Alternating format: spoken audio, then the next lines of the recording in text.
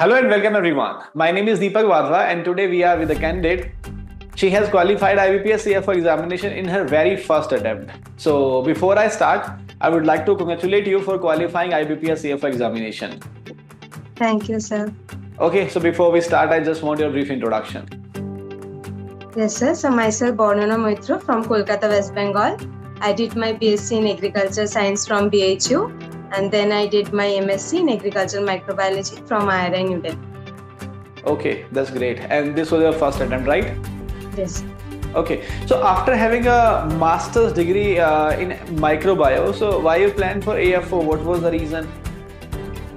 So AFO was my first preference for any job because after graduation, this is the only thing which means it's easy for preparation and also salary-wise, it is one of the most best.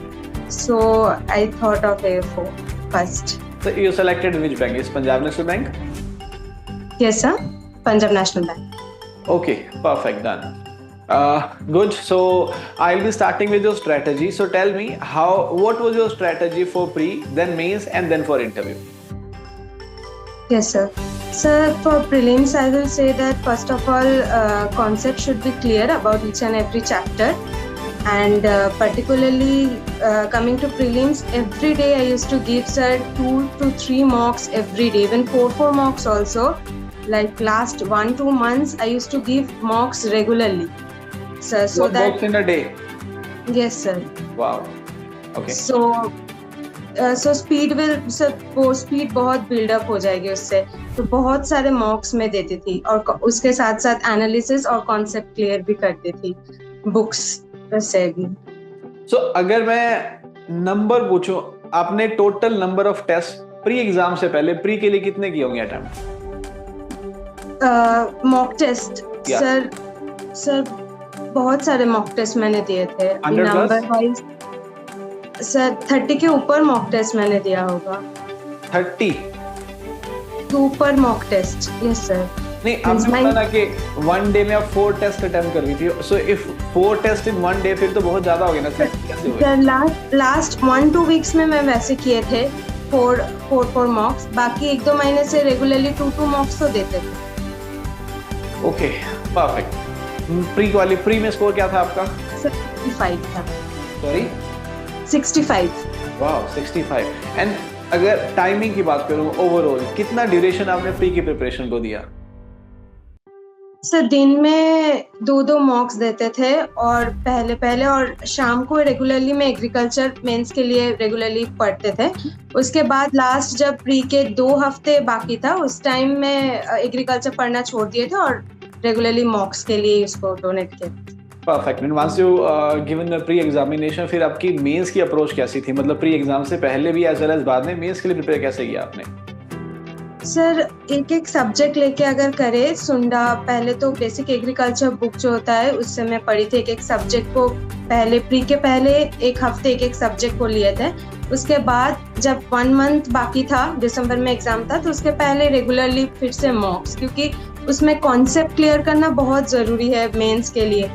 क्योंकि अब जितना पढ़ोगे उतना गलतियाँ होगा, उतना मॉक्स से भी गलती होगी. तो बहुत मॉक्स देते थे रेगुलरली फिर लास्ट में.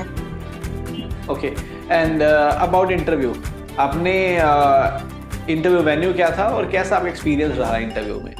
तो मेरी इंटरव्यू में 16.8 था और इंटरव्यू एक्सपीरियंस बहुत अच्छा ही था क्योंकि वो लोग बहुत फ्रेंडली पैनल थे और 4-5 क्वेश्चंस पूछे थे मेरे से. तो पहले तो वो लोग ये पूछ रहे थे कि आपको बैंक जॉब मिल गया तो छोड़ के आप ARS तो नहीं बन जाओगे, ऐसे बोल रहे थे.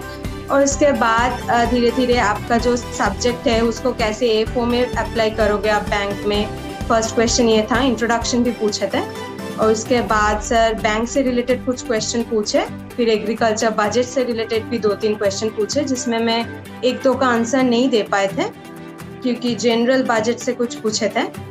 और उसके बाद MSc थीसिस रिलेटेड क्वेश्चन पूछे थे. तो बाकी ओवरऑल वो लोग बहुत भी खुश थे और फिर बहुत अच्छा रहा interview. Perfect. And the venue was Kolkata only? Yes sir, Kolkata panel 2. Okay. I'll move to the second last question. आपने एमएससी कंप्लीट करने के बाद प्रिपरेशन किया, those who are willing to prepare for the AFO exam along with their MSc, so उनको कैसे approach रखना चाहिए AFO के लिए? सर डेली बेसिस पे आपको मैथ्स, रीजनिंग, इंग्लिश को एटलीस्ट मॉक टेस्ट ना दे पाए पर फिर भी उसको प्रैक्टिस करना ज़रूरी है सर डेली बेसिस पे।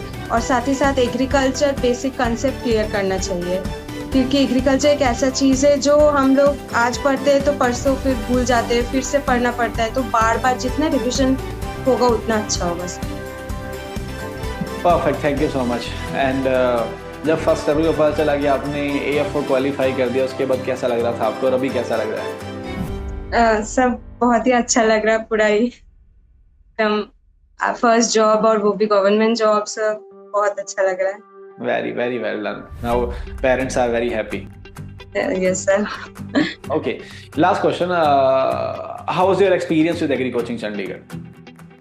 सर बहुत ही अच्छा। मैंने टेस्ट सीरीज ज्वाइन किए थे तो उसमें सारे टेस्ट में मॉक अटेम्प्ट करती थी, और सबसे अच्छा पार्ट ये रहा कि बुक से क्वेश्चंस तो मुझे आता है, पर जो बुक से बाहर के भी क्वेश्चंस है तो वो क्वेश्चंस भी सीखने को मिले। तो बहुत क्वेश्चंस अटेम्प्ट करने के बाद फिर एक कॉन्फिडेंस आ जाता है कि हाँ हो रहा है मेरे से, तो उससे बहुत ही अच्छा हुआ सर। और बाकी इंटरव्यू का जो कुछ कॉन्फिडेंस लेवल, स्टैमरिंग, ये सब का भी, सामने बोलने का ये सब जो प्रॉब्लम होता है, तो फिर वो भी इंटरव्यू सेशन से भी मुझे बहुत क्लियर हुआ डाउट्स और सब कुछ सर, बहुत हेल्पफुल रहा। Thank you so much for your feedback and thank you so much for your valuable time. Now I will request, I will instruct and expect करूँगा कि जिस तरह से आपने अपने करियर को आगे बढ़ाने के लिए BSc, MSc and then within few months की प्रिपरेशन से एएफओ क्वालिफाई किया, एट द सेम टाइम हमारे फार्मर्स को नीड है आप जैसे यंगस्टर्स की, हमारे उस नॉलेज की जो उनके लिए हेल्पफुल हो सकता है। तो इसी तरह से हमारे एग्रीकल्चर के वेलफेयर के लिए आगे आप बढ़ते रहिएगा। We wish you all the best. Have a good day. Thank you sir, thank you.